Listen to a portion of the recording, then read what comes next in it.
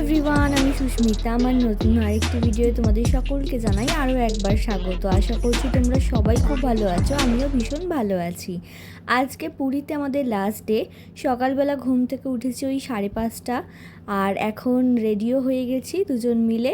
আর রুমের অবস্থাটা দেখো একবার। আজকে যেহেতু লাস্ট ডে সেই জন্য সমস্তটাই গোছাতে হবে। এসে চারিদিকে সমস্ত জিনিস ছড়িয়ে আছে, এখন কিছু গোছালাম না।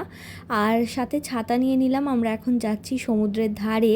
আর কাল রাত্রেবেলা একটু বৃষ্টি হয়েছিল, দেখতেই পাচ্ছ।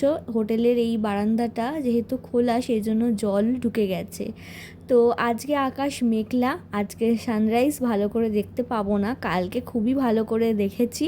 তো আজকে আমরা সবাই মিলে ঠিক করলাম মোহনার দিকে যাব। তো সমুদ্রের ধারে অনেকক্ষণ সময় কাটানোর পর আমরা মোহনার দিকে হাঁটতে লাগলাম। বেশ অনেকখানি রাস্তা হেঁটে পুরোটা যেতে ভীষণই কষ্ট হয়েছে। তাও আমরা অনেকটাই গেছিলাম, কিন্তু লাস্ট অবধি মোহনা অবধি যাওয়া হয়নি।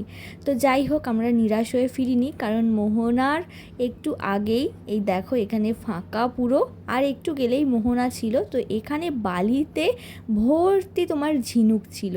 তো আমরা যেহেতু যেতে পারিনি, আমরা বালি থেকে প্রচুর ঝিনুক তুলেছি।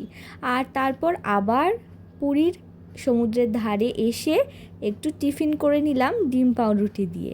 তারপর চলে এলাম হোটেলের রুমে। জয়ন্তদা, সুতপা ওরা প্রচুর কেনাকাটা করেছে। তোরা দেখাচ্ছিল যে কি কি কিনেছে। ব্লাউজ পিস কিনেছে, বেডশিট কিনেছে, শাড়ি কিনেছে সুতপা। আর এখানে জয়ন্তদা পাঞ্জাবি নিয়েছে অনেক, হাফ হাতা পাঞ্জাবি, গেঞ্জি, ছোটদের জামা। তো এইগুলোই সমস্ত বসে আমরা দেখছিলাম, কারণ এরপর তো সমস্ত গুছিয়ে ফেলতে হবে। এই দেখো, এটা বেডশিট, বেশ ভালোই লাগলো আমার বেডশিটটা। তো আমরা এই বছর কোনো রকম কিছু কেনাকাটা করিনি, কারণ যখন ফার্স্ট টাইম এসেছিলাম তখন অনেক কেনাকাটা করেছিলাম। আর এই বছর তেমন একটা আমাদের নিজেদের জন্য কিছু কেনার নেই, তো সেই জন্য আর কিছু কেনা হয়নি। সুতপা এই শাড়িটা কিনেছে, ভীষণ সুন্দর দেখতে, হলুদে আর কালোতে। আর তার সাথে ও এইগুলোও কিনেছে, এগুলো সব গিফট আইটেম দেওয়ার জন্য। তো এগুলোও কিন্তু খুবই ভালো লাগছিল। এই দেখো চাবির রিং, এদিকে জগন্নাথ ঠাকুর, খুব সুন্দর লাগছিল।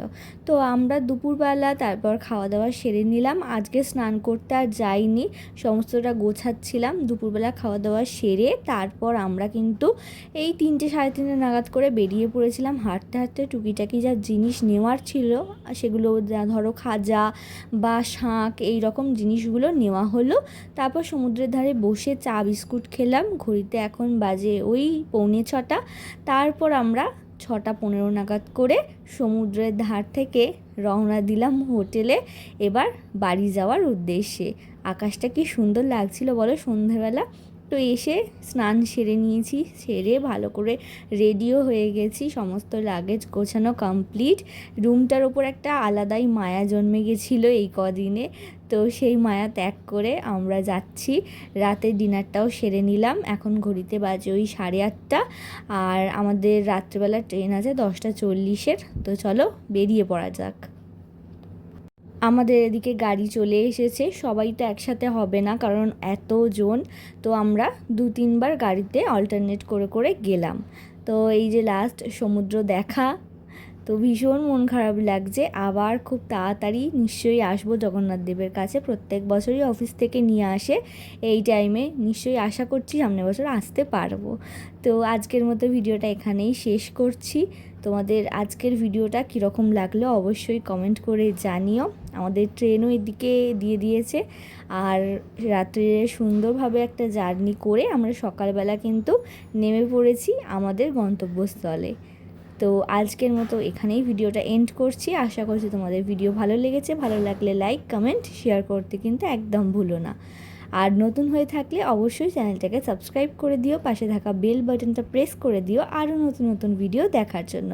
সবাই সুস্থ থেকো, ভালো থেকো। চলো দেখা হচ্ছে নেক্সট ভিডিও তোমাদের সাথে। Bye bye.